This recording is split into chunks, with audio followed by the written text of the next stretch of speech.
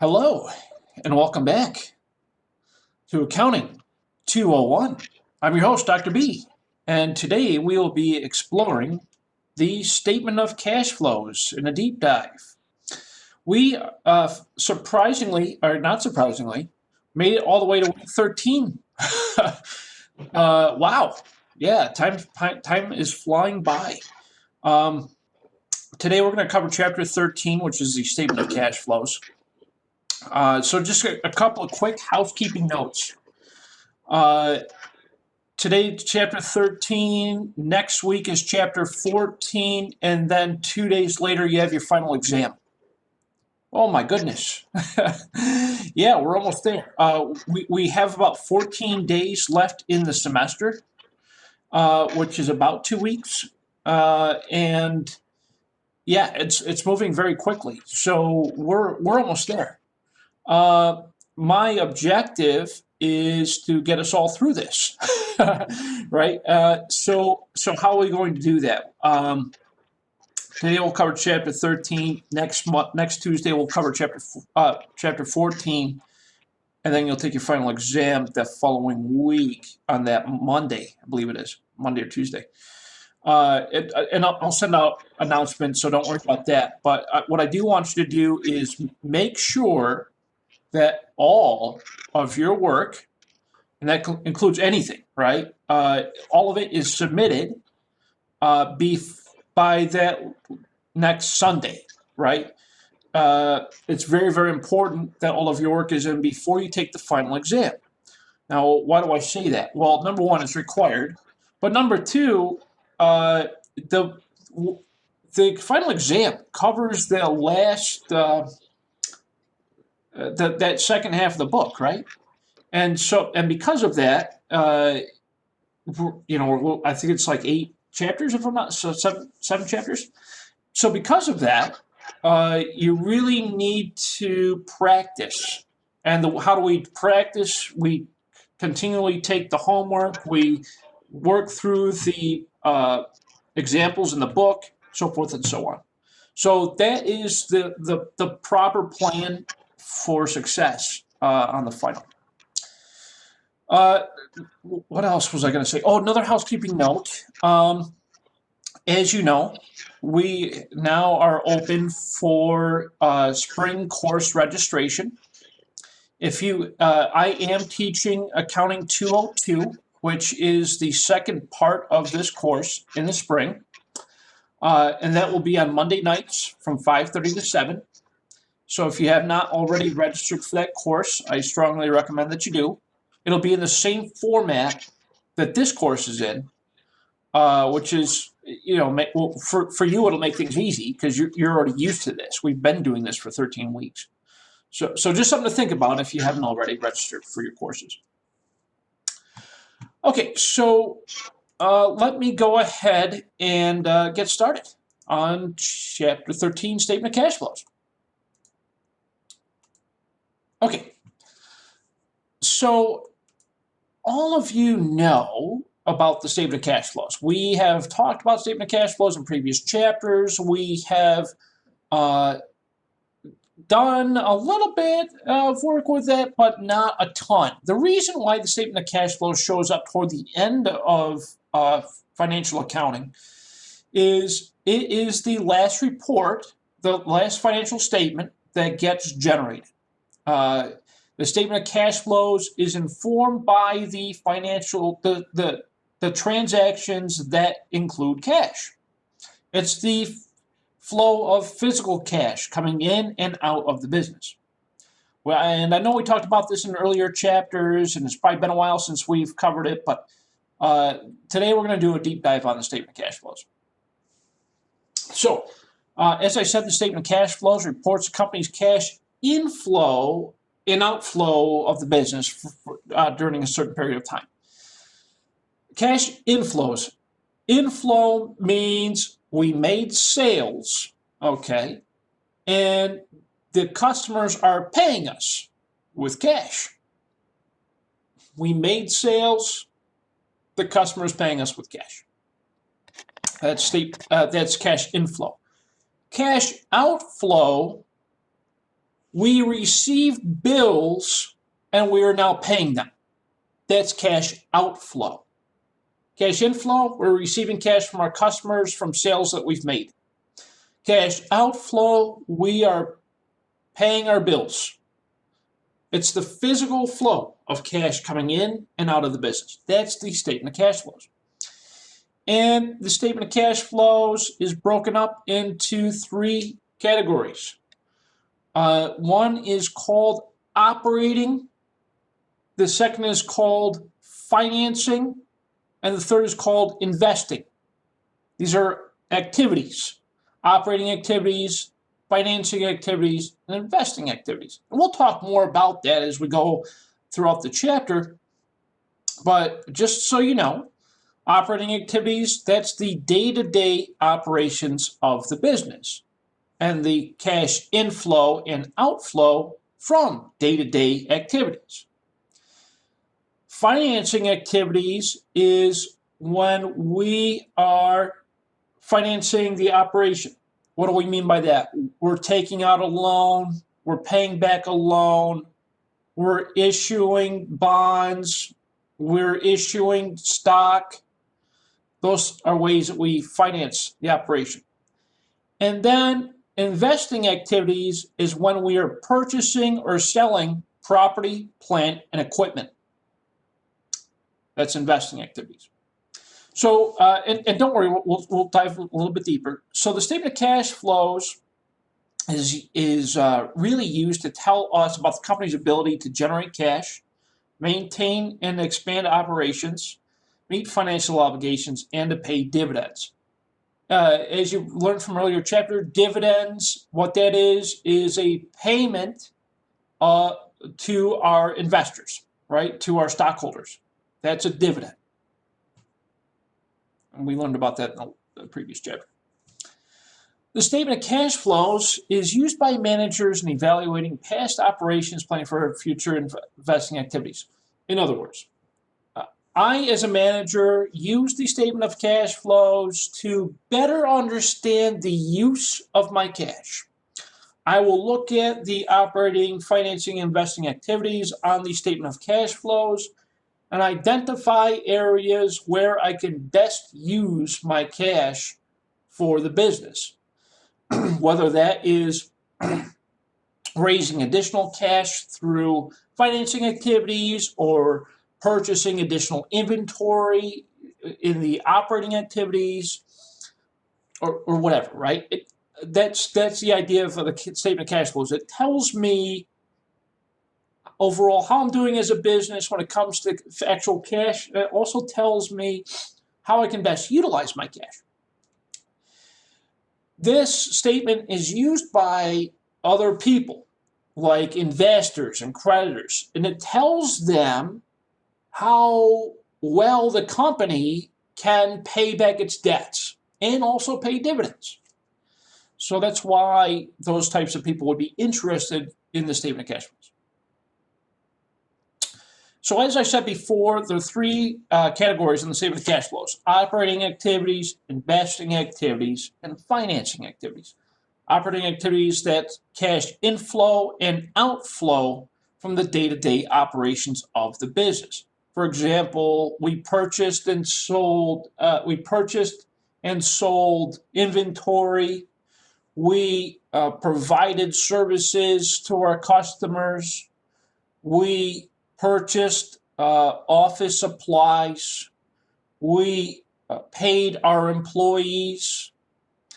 These are all things that would occur in operating activities. It's the day-to-day operations of the business using cash. Now, you'll see it says here the word in these flow that these are affected from the net income of the company. On your income statement, you have revenue and you have expenses. Revenue minus expenses equals net income, right? Revenue minus cost of goods sold equals gross profit minus expenses equals net income. That's the income statement. The cash that comes from the income statement is generated from the revenue side is the actual cash that's paid to the business for the purchase of goods or services from your customers. That's incoming. That's your cash inflow. Your cash outflow stems from the expenses on the income statement. That's paying your bills for expenses, right? That's paying your employees, that's paying your utility bills, that's paying your rent. Those are all the expenses, right, that show up in the income statement. Cash inflow minus cash outflow equals net cash flow. And we'll talk more about that, but just remember the basic formula for cash flow. Cash inflow minus cash outflow equals net cash flow. And we have net cash flow for operating activities, investing activities, and financing activities. Operating, again, day-to-day operations of the business. Cash inflow from customers coming in, cash outflow paying our bills. That's operating activities. Now let's talk about investing activities. Investing activities comes from the property, plant, and equipment, right? We're purchasing or selling property, plant, and equipment. It doesn't happen all the time. This isn't a frequent thing in businesses, unless the business is, continually expanding and contracting. But for the most part, businesses remain stable. They purchase property, plant, and equipment. Those are our fixed assets, as you know. And the cash inflow for investing activities is when we sell property, plant, or equipment, or fixed assets. And the cash outflow for investing activities is when we're purchasing property, plant, or equipment. And again, you'll have a net for that. So cash inflow minus cash outflow equals net cash flow for investing activities. The third category on the statement of cash flows is financing activities. Again, financing activities is when the company is issuing debt or repaying debt, okay? And that would be from things like bank loans, bonds, other securities like stocks, right? All of those are examples of cash flow from financing activities. For example, a cash inflow from financing activities would be we issued 10,000 shares of stock. Therefore, we would have a cash inflow representing the purchase of those 10,000 shares of stock. A cash outflow would be we're paying dividends to those shareholders, or we're repaying a bank loan. Those are cash outflows. And just like the other categories, you'll have a net cash flow for financing activities. It'll be your cash inflow minus your cash outflow equals net cash flow. We'll talk more about this. All cash flows are reported on the statement of cash flows. We see here that we have operating, investing, and financing activities cash flows. It just says cash flows, but within here, we have cash inflow minus cash outflow gets us to our net cash flow from operating activities. Then we do the same thing for investing and financing. Cash inflow minus cash outflow equals net cash flow for investing. Inflow minus outflow for financing. What we do is, and some of this might be plus or minus. These could be positives or negatives, right? If we had more cash outflow than we had cash coming in for that period of time, then obviously it's going to be negative. So from that perspective, we end up with the change in cash, okay? And that would be from adding or subtracting, depending on what the sign is, for these three activities that would give us the change in cash. And then we add the cash at the beginning of the period to equal our cash at the end of the period. The ending cash flow on the statement is reported in the company's balance sheet at the end of the year. You know, on the balance sheet for the company, that has assets, liabilities, and equity. Under assets, the very first thing on the asset is cash. And so that amount on that balance sheet comes from the statement of cash flows at the end of the year.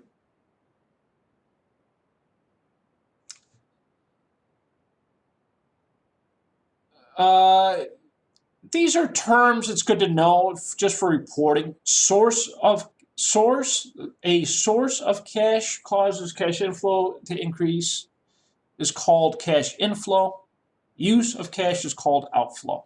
So when you hear the word source, it means cash inflow. You hear the word use, it means outflow. It's just minor terminology there. Okay, so, and this is just a nice visual representation of what that looks like. These are your cash inflows from operating, investing, and financing. These are your cash outflows from operating, investing, and financing. These are just some examples, and these will vary, but especially in operating, there's a long list of possibilities in operating cash. But when it comes to investing cash, regardless of whether it's an inflow or an outflow, it's always only going to be property, plant, and equipment. It won't be anything else. Anytime under investing, it's only property, plant, or equipment. You won't see any other type of transaction under investing cash flow. When it comes to financing, it's only going to be financing activities like loans, stocks, bonds, etc.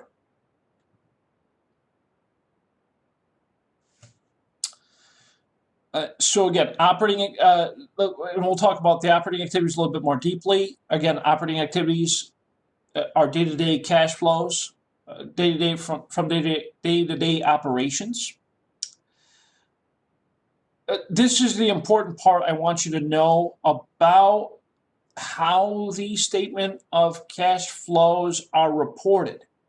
We have this thing called the direct method of reporting and the indirect method of reporting.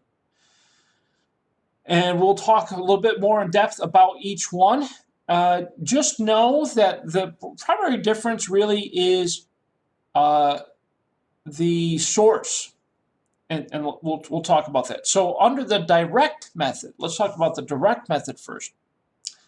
The direct method of reporting for the statement of cash flows is like this. And this is for operating activities. And we would follow the same methodology for investing and financing as well. So looking at this, we have cash flows from operating activities, cash received from customers. That's obviously a cash inflow. Cash received from customers is a cash inflow. How do I know it's cash coming in? It says received, right? It's cash coming into the business. And then we have cash outflow. These would be things like paying for inventory, operating expenses, we're paying interest on loans, we're paying income taxes.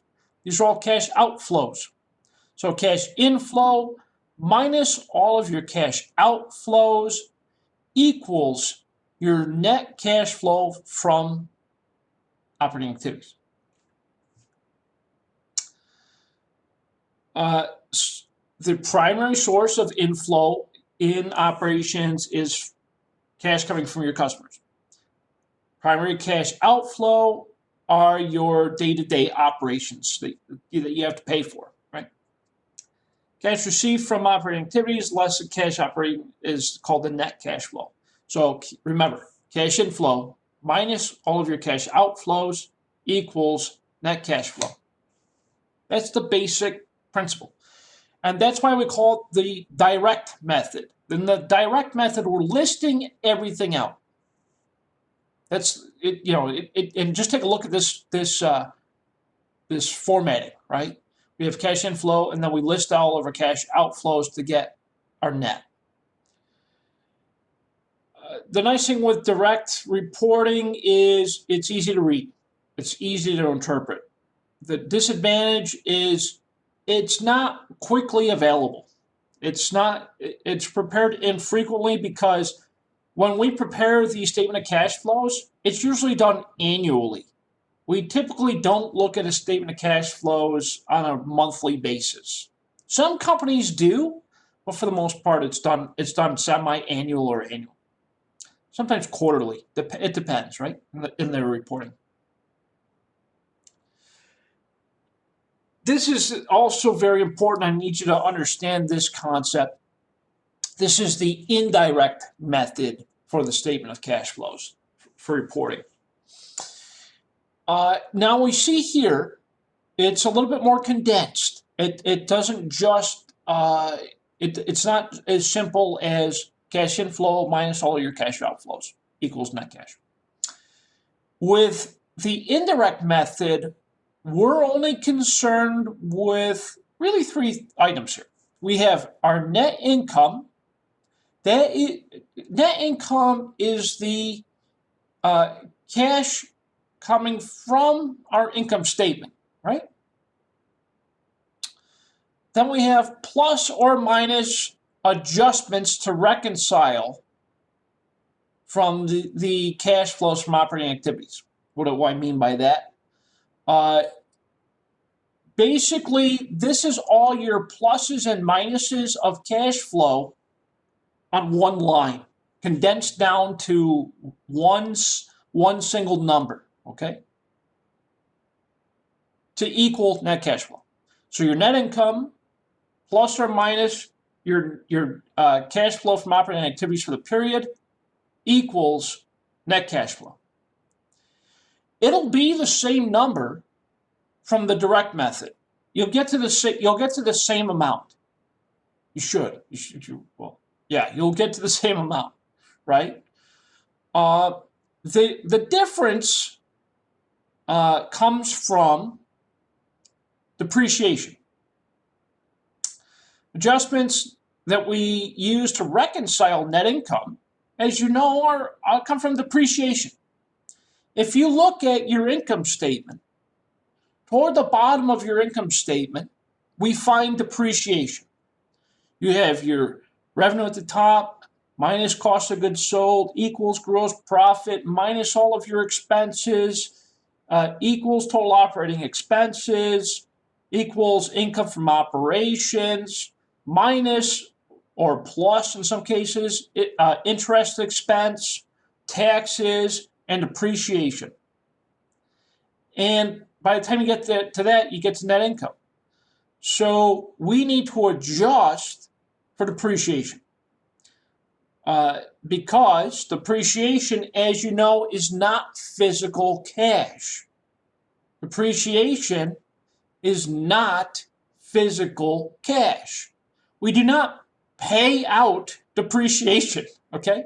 You're not paying for something you already paid for, right? Depreciation is, as you know, is a loss or is a reduction in book value on a fixed asset like property, plant, or equipment. We talked about this in earlier chapters. Depreciation is not physical cash. So it needs to be adjusted from the statement of cash flows. Changes in the current operating assets and liabilities, like accounts receivable or accounts payable, are also added or deducted depending on the effect on cash flows. What do we mean by that? So when we make our adjustments to the cash flow from operating activities, we have these two accounts that you know of, accounts receivable and accounts payable. Accounts receivable goes down when we receive the cash payment from our customer, from the bill that we sent them earlier, right? For the inventory or the service that they were providing. Accounts receivable goes up when we make sales, but the customer has not yet paid us. Then we also have changes to cash in accounts payable. Accounts payable goes down when we pay our bills. Accounts payable goes up when we receive our bills and have not yet paid them. So based on these changes, we have to make adjustments to reconcile the net income to the net cash flow, which is this line item here.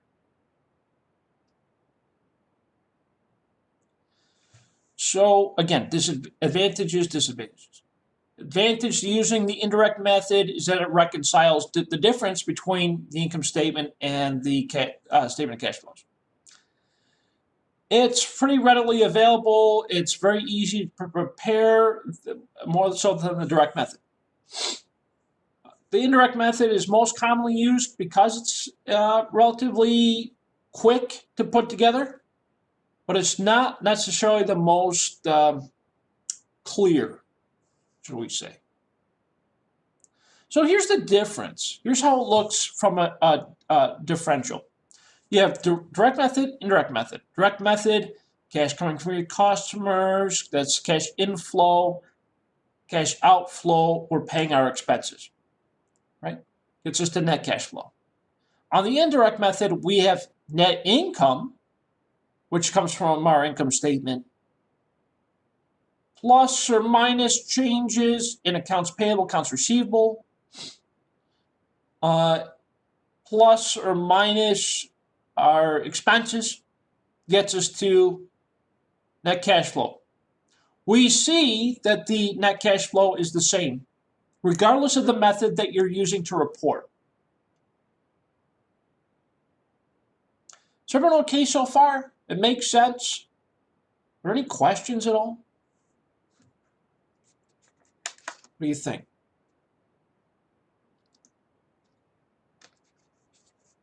We're good? Okay. Yes. All right. We're good. Very good. Thank you. I just try to, explain it as clearly and easily as possible because I know it gets complex when you're doing when you're computing it. So that's why I'm trying to go slowly and make sure that everyone gets it. And I'm also trying to use as many examples as I can. So that was operating activities.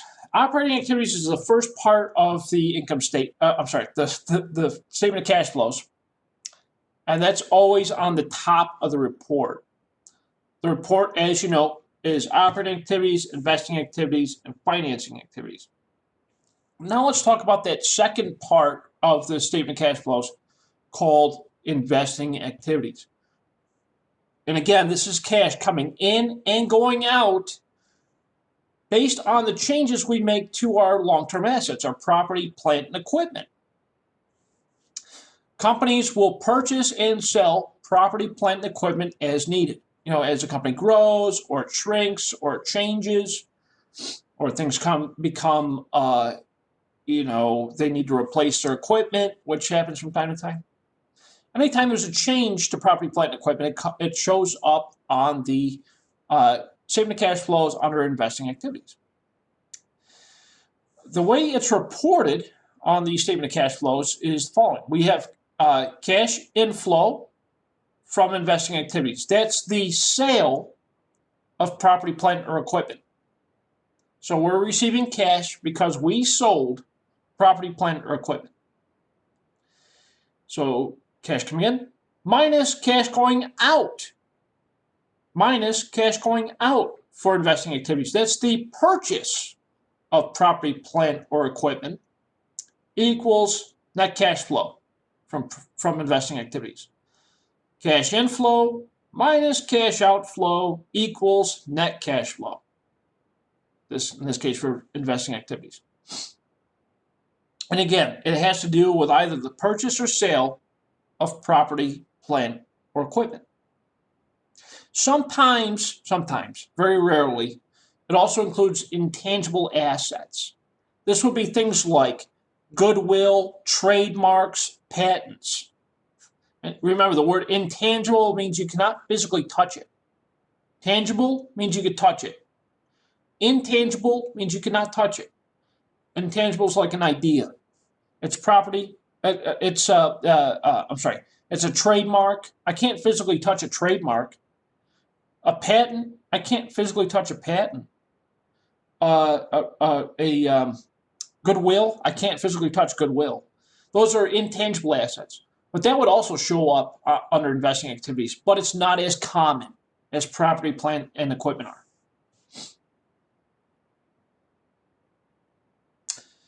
And don't worry, there's no funny, direct, indirect for that. It's the direct, indirect method really is only for the operating activities. Now let's talk about financing activities. This is the third and the last part of the statement of cash flows that we need to discuss a little bit more in depth. We're going to talk about cash inflow and outflow for financing activities. So as we talked about earlier, financing activities includes things like issuing stocks, bonds, notes payable, which are loans, preferred stock, common stock, all those fun stuff, right? To raise cash, or to use cash to pay down debt. That's the primary purpose of financing activities. And again, it's reported the same way. Cash inflow minus cash outflow equals net cash flow. Cash inflow for financing activities would be we received cash because we took out a loan. We received cash because we issued stock. We received cash because we issued a bond. Those are examples of cash inflow. Cash outflow, or cash used for financing activities, would be we are paying a dividend to our stockholders. We are repaying a loan that we took out. We are paying interest on a loan. We are paying. We're paying for a bond. We are repurchasing stock. That would be examples of cash outflow. And then, of course, you get net cash flow. Cash inflow minus outflow equals net cash flow. And that's financing activities. So we talked about the cash from operating, investing, and financing. Wonderful. What about things that are non-cash based? Okay, it gets a little bit more complex, but we're not going to go too deep on this, but it's something that we need to talk about. Non-cash investing and financing include things like what we call trades, T-R-A-D-E, trade. Look, for example, I say, Miss Harris, I am willing to trade property with you. I'll take your house, you can have my house. That's a trade. It doesn't directly affect cash. So it's a non-cash investment. Another non-cash investment might be, I have an interest in your property, but I'm not investing any cash in it. That's a non-cash investment. And then, of course, non-cash for financing activities. This would also be things like, I am trading an accounts payable for a note payable. That's a non-cash financing activity. Companies may enter into these types of transactions that do not directly affect cash. Another example would be a company will issue common stock to retire long-term debt. They're trading stock to retire a loan. Okay. These types of transactions indirectly affect the statement of cash flows, so they're reported in a separate section that appears at the bottom of the statement of cash flows. We call this a note, right? It's an auditor's note. It's kind of like a note to the financial statement. It's a notation, right? We say there's a small paragraph at the end, and it's usually a separate note. It's like, well, the company also did this. That's where it would appear.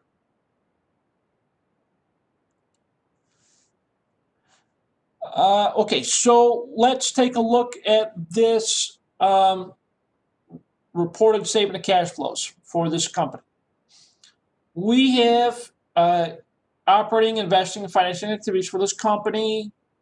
It reports the change in cash at the beginning of the period, minus cash at the end of the period, and then we also have non-cash investing and financing activities. But we can see how it's reported. We have our net cash flow from operating, gets us to our net cash flow operating. We have our net cash flow investing, net cash flow investing. We got our net cash flow financing, net cash flow financing. Plus or minus gets us to our change in cash.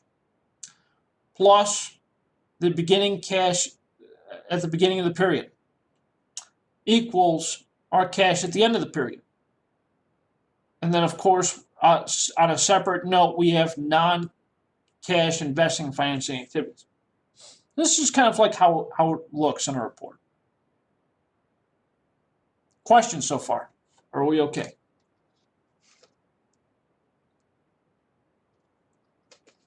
We're good? All right. We're good.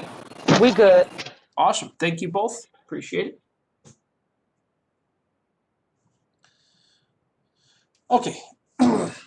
So we talked about that stuff. Now, from a manager's perspective, we need to analyze our statement of cash flows. We need to understand how our cash flows affect our investing, affect our operating, affect our financing activities. So we're going to look at a couple of different ratios to help us to understand from a manager's perspective. One of these is called the cash flow per share. Cash flow per share. When we say per share, we're talking about common shares of stock. Okay? So the way we calculate that is we take our cash flow from operations. That's our cash flow from our operating activities. Cash inflow minus cash outflow equals net cash flow from operating activities. So this top part here of the formula is net cash flow from operating activities divided by the number of common shares outstanding. And of course, you'll be able to find that on your balance sheet. The number of common shares outstanding. So net cash flow from operations, that's cash inflow minus cash outflow, equals net cash flow. Net cash flow from operating activities divided by the number of common shares outstanding. This tells us basically how much cash the company has available for each of its shareholders, right? Users use this to understand the value of their share and how much is available for dividends. You know, again, dividends is the payment to the shareholder. They also use this information to understand the equivalent of their earnings per share. Earnings per share, as you know, is the value of each share. We'll talk more about that.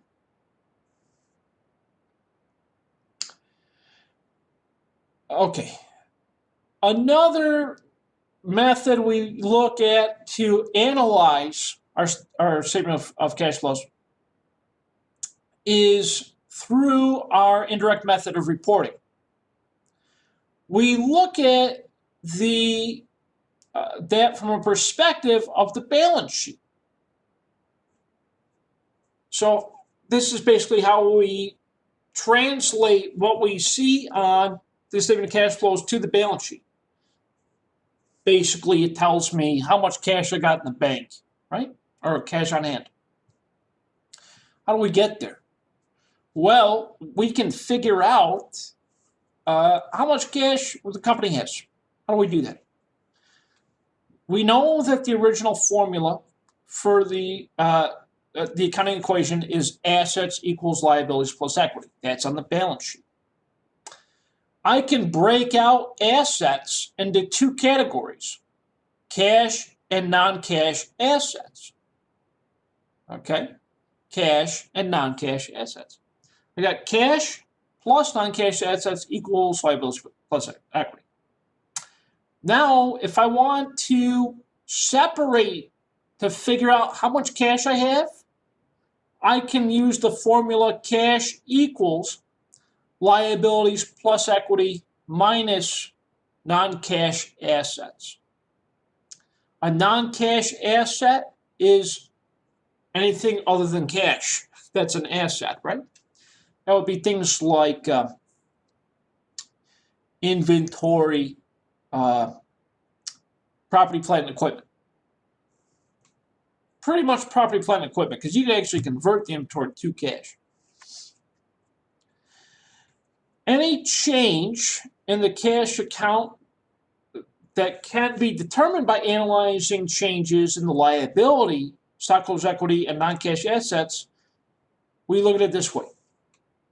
Change in cash equals the change in liabilities plus the change in stockholders' equity minus the change in non-cash assets. The word change comes from the change over the course of a year. Change over the course of a year. So beginning year balance plus or minus ending year balance for liabilities. Beginning year balance plus or minus ending year balance stockholders' equity.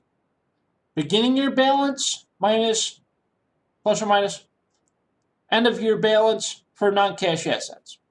All of those changes added and then subtracted for non-cash gets us to the change in total cash. So that's another method of calculating the change in cash. We typically do that to validate that what we have on our statement of cash flows is correct.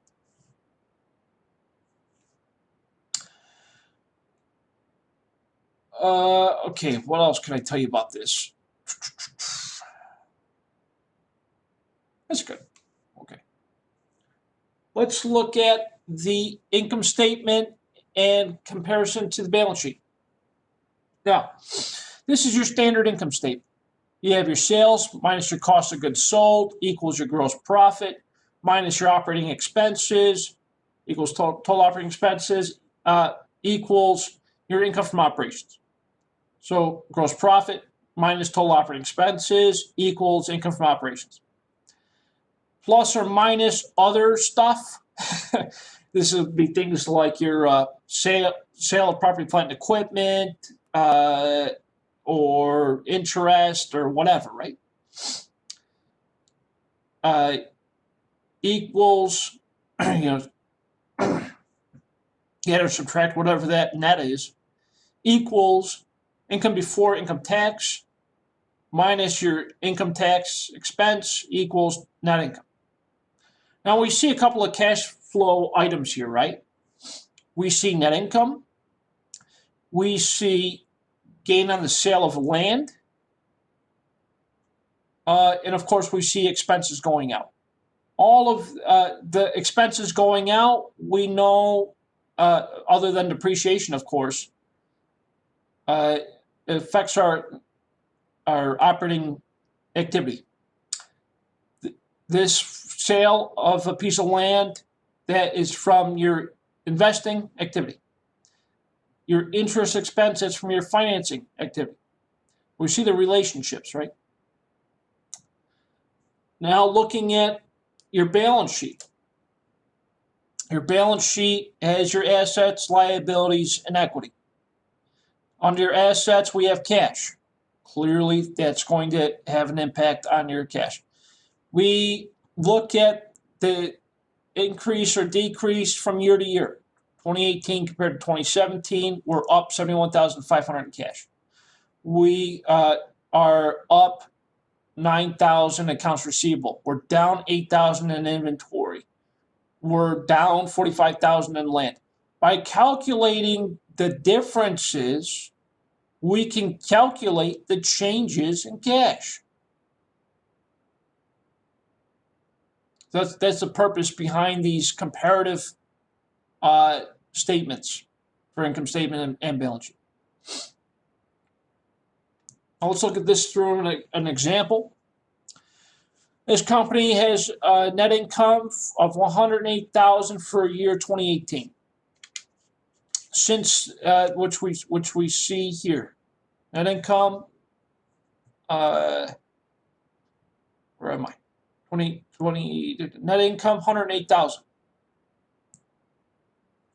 This company has net income $108,000 for year 2018.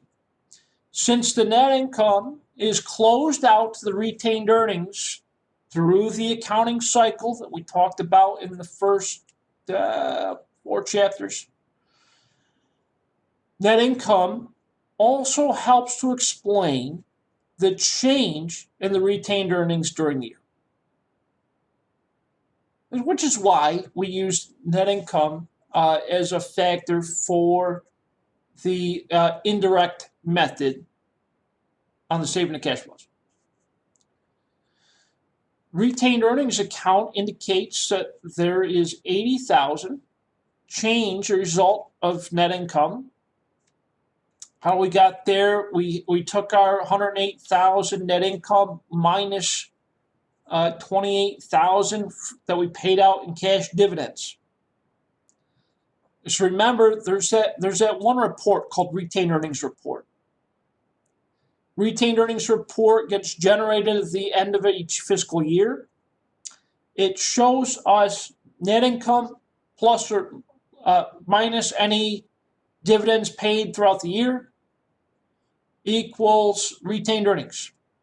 Retained earnings, as you remember, are the earnings retained or kept within the business from year to year.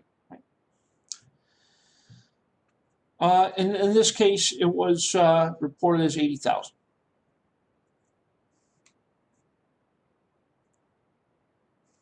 Now, of course, there's adjustments that we make to net income at the end of each year. These adjustments are based off of things like depreciation. They're based off of things like dividends paid. Net income of $108,000 was reported by the company does not equal the cash flow from operating activities for the period. Well, of course not, because we have these things called what do we call? I'm going to draw a blank here. We have these things like accounts receivable, right? We have these things called accounts payable. We have dividends. These are all things that get adjusted because accounts receivable and accounts payable go up or down based off of the receipt or payment of cash. And so we need to adjust that to our net income. And this is why we know that net income is not going to equal the net cash flow from operating activities. So looking at this example, we have our net income at the top. This is just a breakdown of the statement of cash flows, but we can see what gets added, what gets subtracted. And this is through the indirect method, right? So on operating activities, we have depreciation. or amortization in some cases. We then have the disposal of an asset.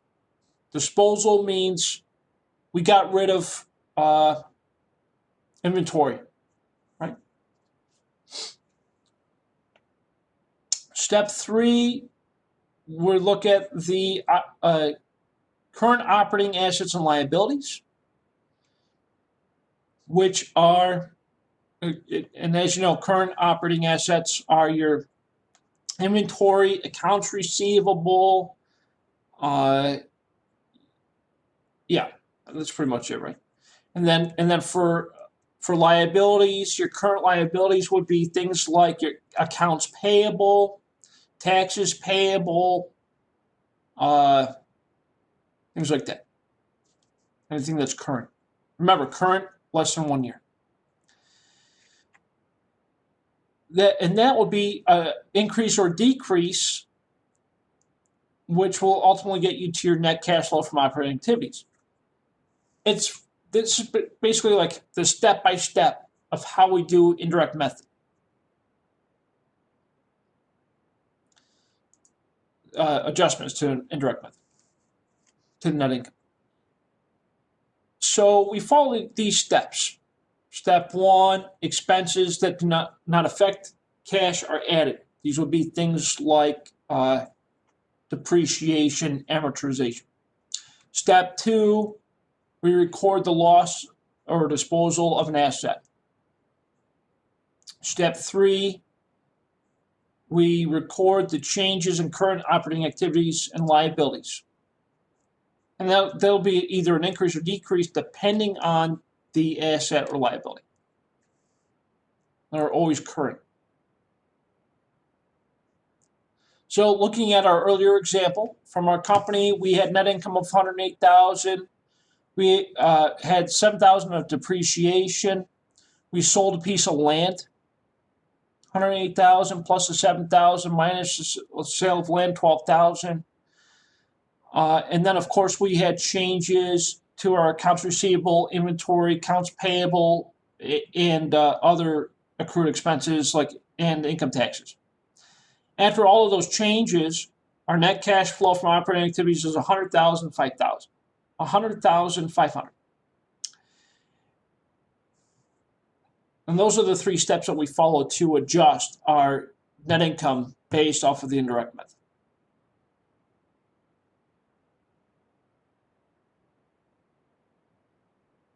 And it's based off of these transactions. We look at the beginning balance. The first one we talked about depreciation and amortization. For depreciation, we took beginning balance depreciation. We depreciated another $7,000 for a building, which brings us to ending year depreciation, $65,300. Step 2, we deduct the sale of land, $12,000. Step 3, we add and deduct changes based off of operating assets and liabilities. That's changes in accounts receivable, changes in inventory, change in accounts payable, change in accrued expenses, and change in taxes payable throughout the year. And so then we add and subtract those various changes to ultimately get to our net income, or adjusted net income. Questions so far? We okay? It's a lot of information at once. Okay, sounds good. Let's talk about cash flow from investing activities in regard to this company example that we're going through. Cash flows from the investing activities, those are reported from the sale of land.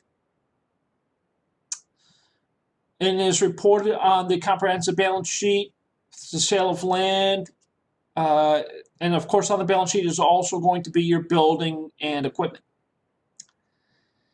As we are preparing the statement of cash flows for each activity, we're looking at the change in the long-term assets, in this case, the sale of land.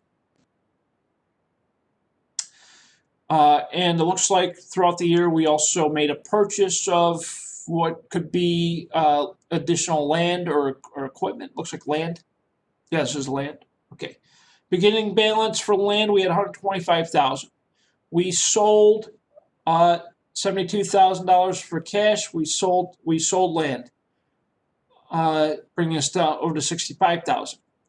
We then purchased some additional land, $15,000, bringing us to an ending balance of $80,000.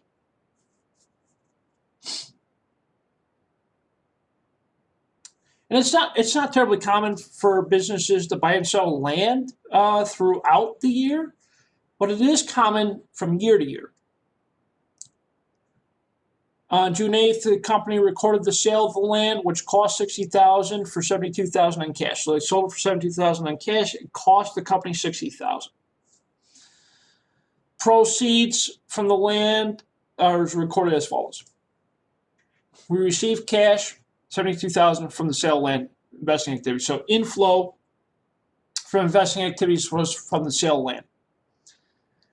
We paid for the purchase of land on October 12th, $15,000. So that's a cash outflow investing activity for land. The building. The company also increased the value of the building, or it looks like what did they do? They purchased the building. They made some improvements to the building. The beginning balance was $200,000. They made improvements to the building valuing $60,000, bringing it to $260,000 balance. And of course, there's depreciation involved every year for the building. Depreciation at the beginning of the year, the balance was $58,300. We depreciated an additional $7,000 for the year, bring the depreciation balance to $65,300. We purchased a building for $60,000, so that would be a cash outflow in investing activities for the purchase of a building, $60,000. What about financing activities? The company also engaged in the purchase and the distribution of common stock, paid in capital. In other words, they paid some dividends. So of course, all of these things are going to impact the financing activities for the business. The company repaid a loan for $50,000. Beginning balance for bonds payable is $150,000. They repaid $50,000 during the year, bringing the ending balance to $100,000 for bonds payable. So that would be a decrease, or a cash outflow for financing activities, decrease to financing activities, $50,000.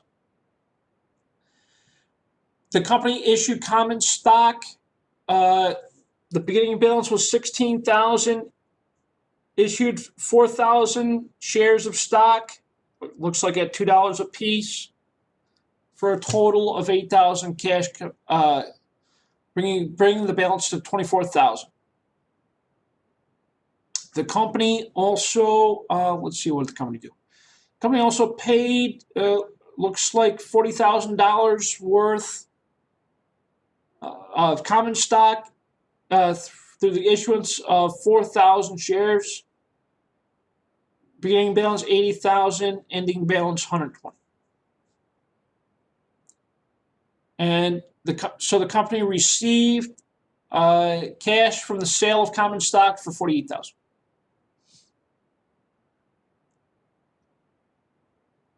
It goes on like this. Dividends. The company paid out, looks like a couple times throughout the year. Beginning balance was $10,000 they paid out from last year. They paid another $10,000. Let's see what's going on here. They paid $10,000 in cash. They then declared another $14,000. They paid that $14,000 out. And then at the end of the year, they declared another $14,000. So all of those changes are going to equal dividends paid. So the way it works is we take our dividends declared from retained earnings plus or minus dividends payable equals cash dividends paid. Using our example, we declared dividends twice throughout the year, 14,000 middle of the year, 14,000 at the end of the year. That's 28,000. We paid out $4,000 in cash during the year for dividends, bringing us to a total cash dividends paid 24,000. And that would show up, of course, on the financing activities as an outflow for cash, 24,000. Looking at the impact on your statement of cash flows, this is a visual representation of what happened that we just discussed for each activity on the statement of cash flows. We just talked about the one for cash paid for dividends, minus 24,000. And that's just it's a nice representation of those transactions on the statement of cash flows.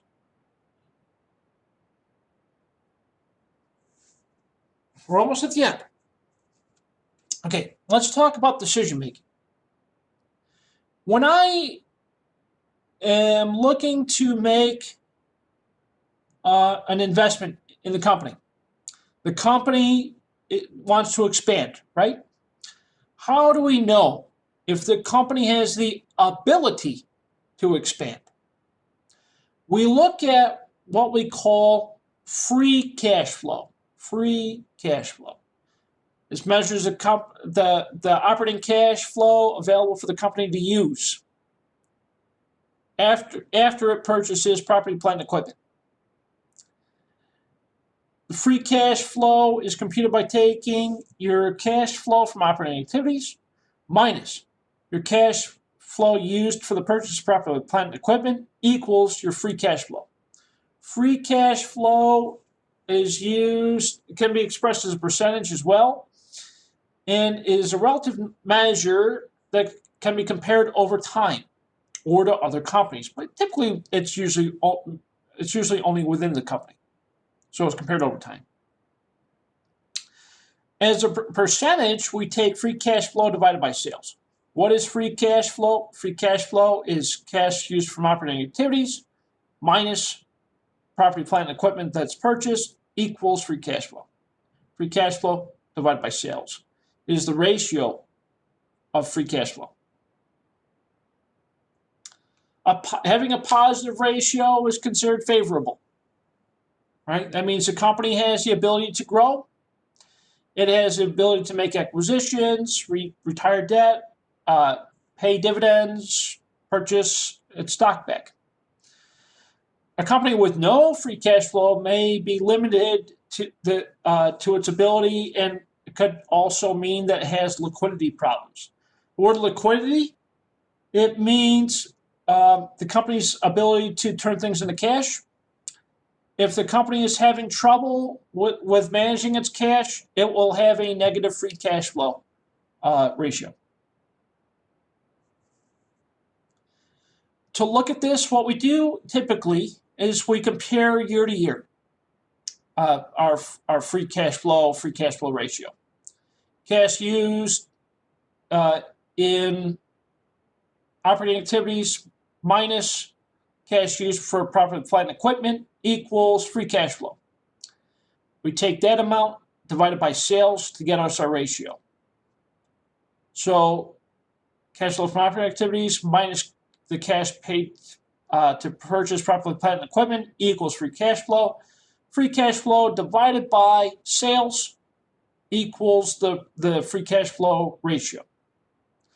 We can see year 1, 2, and 3 that ratio has increased, and that's good.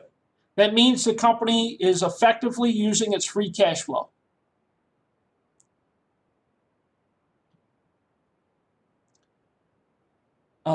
And this is just a nice representation of this is a nice conversion chart. It's kind of like a cheat sheet, right? So definitely take a look at that. We already discussed this. But we looked at it from dividends the same can be said with sales.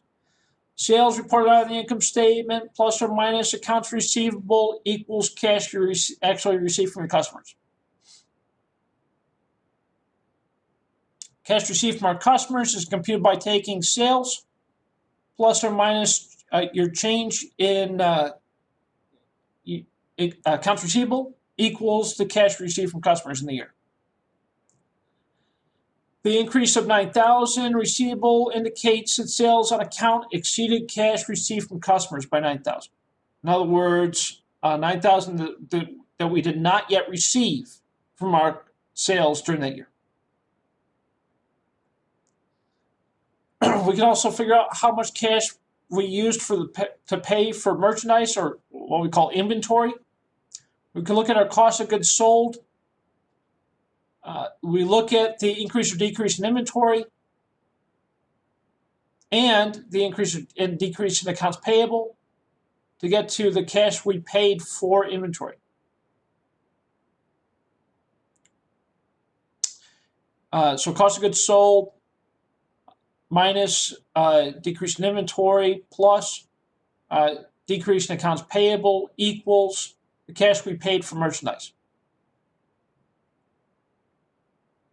We could also look at cash we used in operating expenses by looking at a plus or minus in accrued accounts expenses payable to get to cash we paid for operating expenses. So operating expenses other than depreciation minus increase in accrued expenses payable equals cash we used during the period for operating expenses. And that is the end of the statement of cash flows deep dive. Are there any comments, questions, concerns, especially about chapter 13? Anything at all? I'd like to open the floor up. Any questions at all?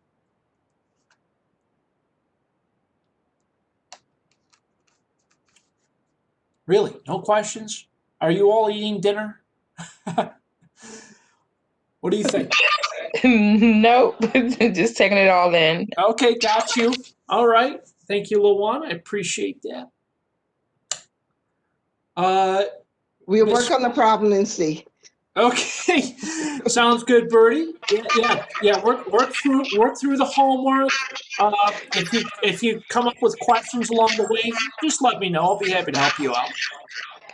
Yeah, it's one of those things, it makes sense as you're explaining it to us, but then I'll see how much I can apply once I do the assignment. So that's when my questions come in at. Exactly. Yeah, perfect. Very good. Angela, Lakeisha, Yes, are you both okay? yes. All is well. We're taking in everything. Got you. I'm just like LaWan, and once you dive into it and because I'm a hands-on person, so Of course, yeah. yeah. So try out the homework. Let me know, if you have any questions along the way. Absolutely. Thank you, sir. Of course. Lakeisha? I missed a lot of it. I was on and off on a phone call, a personal phone call. I'm just gonna have to rewatch it. Okay, no problem. Especially the beginning part. I caught some of it, then I had to get back on the call about the final exam. Yes. I don't know if is that part recorded or that's not recorded. It is. When you start. Yeah. Okay. So, and just to recap on that for you, the final exam, it's coming up in about 14 days from now. It's on the. Okay. It should be on the 15th, and I'll validate that date for you. It'll cover the second half of the semester, which is and correct me if I'm wrong. I want to say it's chapter 9 through 14. Does that sound right? 9 through 14. So it's whatever we after the midterm. So I think it's 9 through 14. The midterm, the final exam, if I'm remembering right, it's 20 questions in length. I believe it's worth, as far as I'm aware, it's worth 20% of your total grade. It's open now. Okay, take your time with it. Start it early. It's open book, open note. Yeah, and that's pretty much it. So, if you have any other comments or questions or concerns, just feel free to shoot me an email or call me or set office hours.